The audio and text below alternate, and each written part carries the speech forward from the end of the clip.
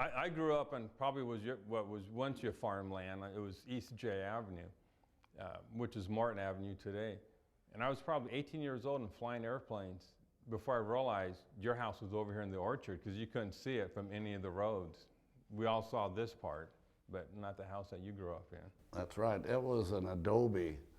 It was designed by, I don't remember the name of the architect, but he was very well known at the time. But the whole house was kind of unique because it was all adobe.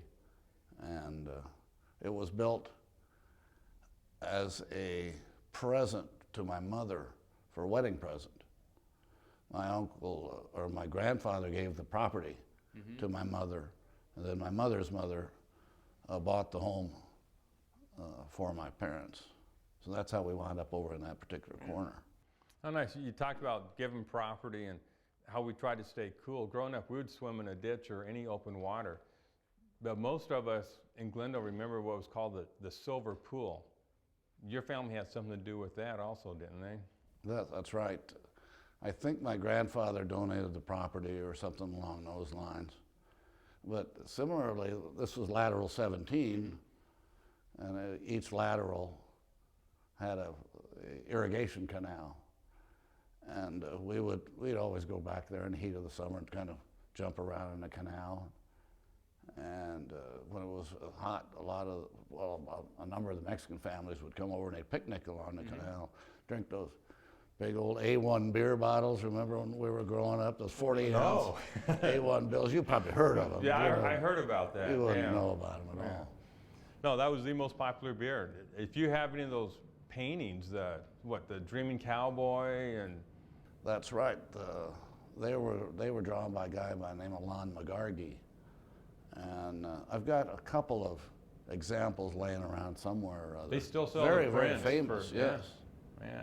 And it was pretty good beer for what, 49 cents for a 40-ounce bottle. Or nice cool ditch water. What could be better? It was very well. How did your father got into the dealership for Sands Chevrolet? How did that come about? Yeah.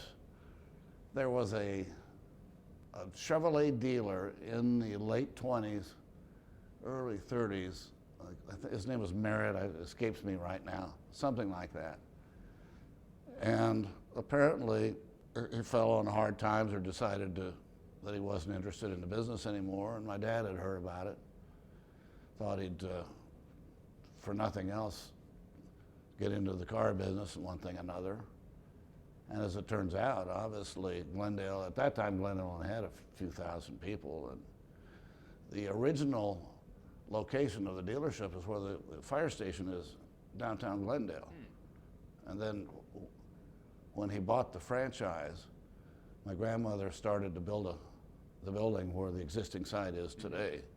So they relocated out there, and it became a fire station, which is, I think, still, I don't know if it's still there or not right now, but it's part of that municipal building. Yeah, no, it is. Yeah, I know exactly what you're talking about. I just referred to my wife as the old fire station. Yes, yeah. Precisely. Yeah, I know exactly where it is. So the Sands family has been involved in business in Glendale for over 100 years. I know you and I went to the same grade school. That's over 100 years old. Our high school, we celebrated that centennial, over 100 years old. I'm looking at your tie, since you're a Chevy dealer. When I was at Unit 1's 100th year celebration, there was a lady there who mentioned that's a 58 Chevy that she rode home in your 58 Chevy convertible. Do you know who that lady was? No, because there was many of them. Glendale was a great town to grow up in. That it was. It was a nice rural community. A couple of movie theaters. One was the old El Rey, was a Mexican movie, and then the Glen. The Glen Theater. And everything around here was agriculture. Their population was non-existent. No, that's where, as a young man, we worked out on the farms in the summertime. It was the best job to have. Around Christmas, usually when the cotton, my cousins and I, we'd go out and get a gunny sack. And we'd go out and pick a bunch of cotton and make a couple of bucks, and we thought we were in tall clover going around. And making easy money, huh? Yeah, we were 10 years old and picking cotton. But the Sands family have been a big part of the city of Glendale and many of the successes. And I know your family and you have been very generous in helping out different activities in Glendale. I know you donated money to Manistee Ranch, I think for the office building that's out here and operating.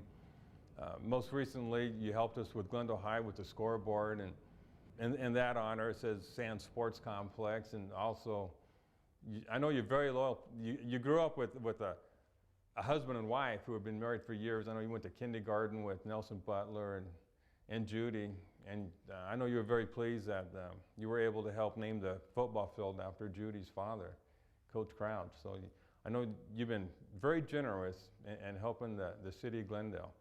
And I want to thank you for taking time out of your schedule. I know you left a dealer event just to come here to talk to us a little bit about the history of growing up in Glendale and Manistee Ranch.